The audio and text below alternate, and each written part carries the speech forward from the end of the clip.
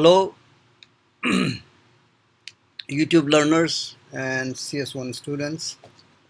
This is Dr. Satish Singhal, PhD, Professor Computer Science, El Camino College, Torrance, California. And here I have the third video on other control structures. Here we're going to talk about continuous statement.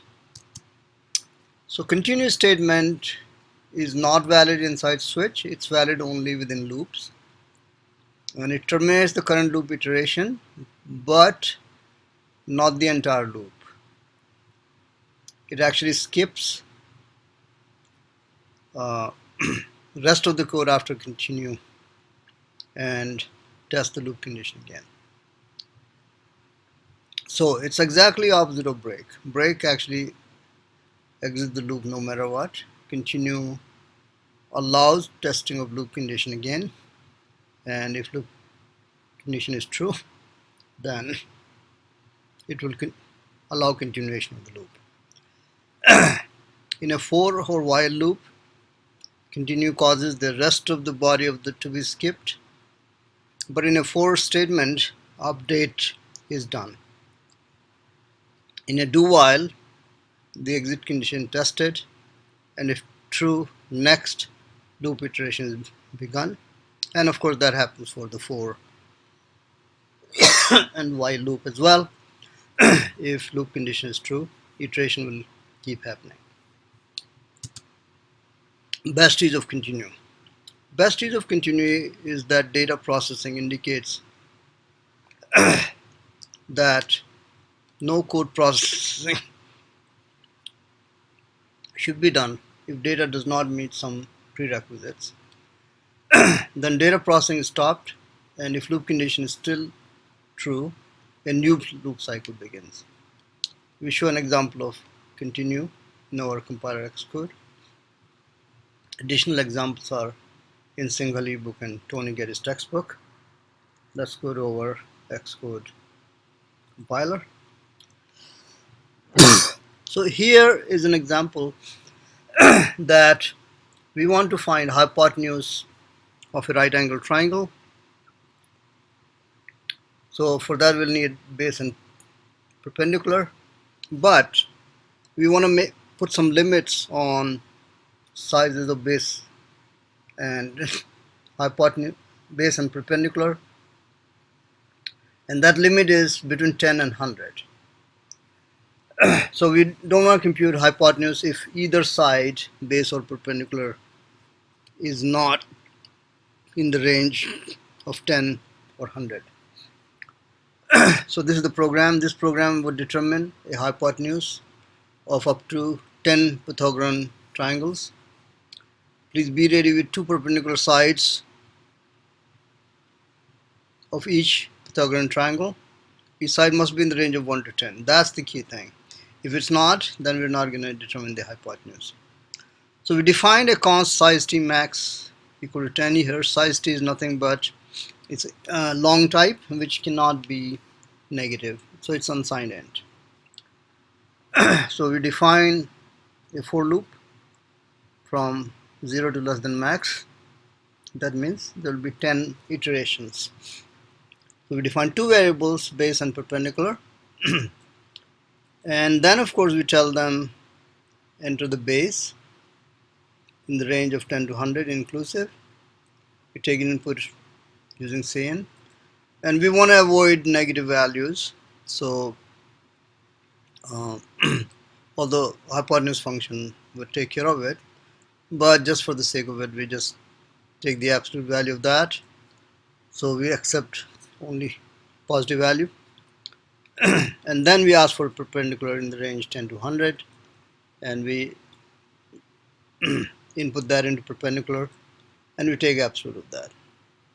Now our condition is that we will not do computation if range is invalid, if either base or perpendicular is not in the range of 10 and 100.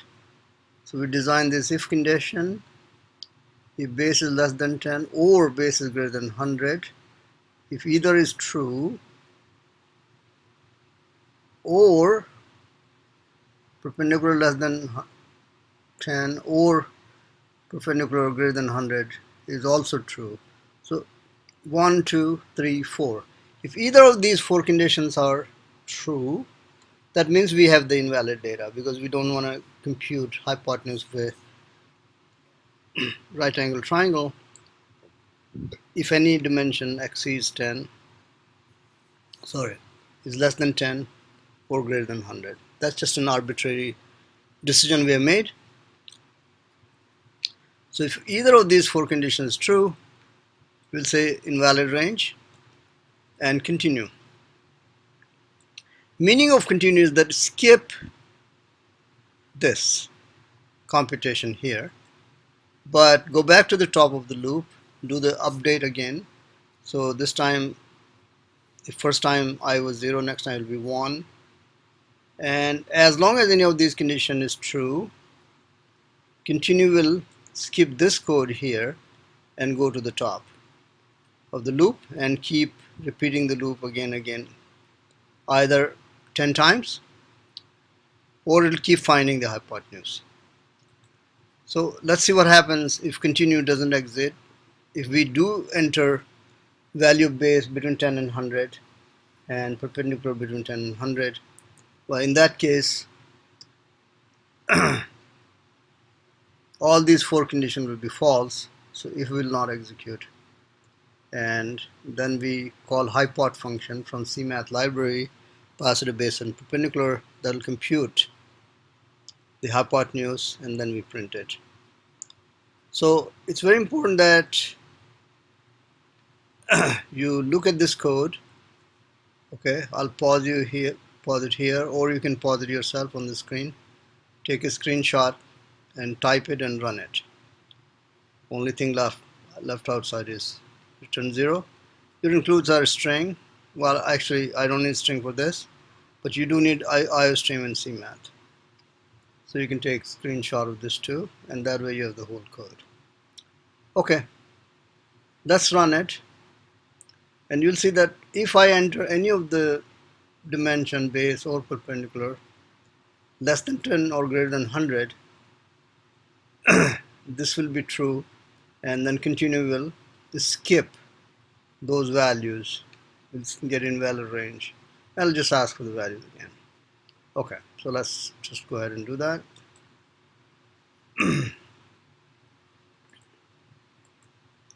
So it asks for base. So let's say I enter 9, and of course I have to enter both. So let's say that's 1, 2, and that's invalid range. Okay. This could be made maybe more efficient if I just check one and inside the if of that check the other one. But we'll leave this for now. The next one, let's say I don't want invalid range. I do want to give it something. Well, actually, okay, fine. So let's give something that we do want. 15 and perpendicular maybe 89, and that's the hypotenuse. Okay, so as long as we give two values in the range of 10 and 100, we'll have this computation. But if I, okay, so this isn't in the that range 100, but this is, let's say, 190, so that's out of range. Again, we'll say invalid range, and it'll ask for the next set of data. Let's say I do just 10, 10 this time. Is 10 allowed? 10 is allowed, and that's 14.1421. Okay. So it's a good problem, but most important part is this one, that if base is less than 10 or greater than 100, perpendicular is less than 10, greater than 100, then we use the continue to skip this code, because this code is irrelevant then. And continue means it is just going to go to the top of the loop again, do the increment, check the loop condition again. If it's still true, it's just going to keep asking for the base and perpendicular again. and if it's invalid, then continue. Will again skip these two and start the next loop iteration. But if all these conditions are false, then we'll have the hypotenuse computation and output it. So that's just about it about the continuous statement. Ebook and Tony Gary's book has more examples, so I highly recommend that you please read them. Anytime an example is given, for example, you should type it yourself, run it, and try to make some interesting changes in that, and I believe that'll help you learn a lot. Alright, so that's the end of this video, control structure video 3. We are done with the videos in this series. I have 4 videos on post-test loop. Those are available as well. Those are a bit advanced. So we'll just skip that for now. So let's see, somehow if my Xcode is on, my button for stopping this